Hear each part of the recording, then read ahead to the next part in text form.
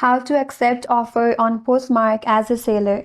Hi everyone, this is Kate and welcome back to another video. And on today's video, we will learn how we can accept offer on Poshmark as a seller. So without further delay, let's get started with this video.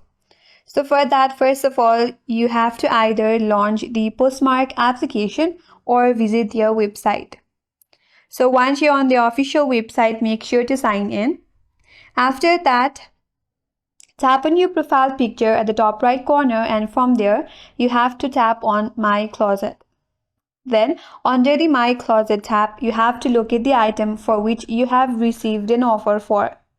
If you have an offer, it will be displayed on the items page in your closet. Tap or click on the listing to see more details of the offer. Then you can review the offer. Review the offer details, including the price the buyer is offering, any other comments as well. You can either accept the offer or make a counter offer if a price is not right for you. And if you have made your mind to accept the offer, tap or click on the accept offer button. If you are on your application, you may be prompted to confirm your acceptance. And once you have accepted your offer, the buyer will be charged and you will receive a notification to ship the item. After accepting the offer, you will need to package and ship the item within the specified time frame.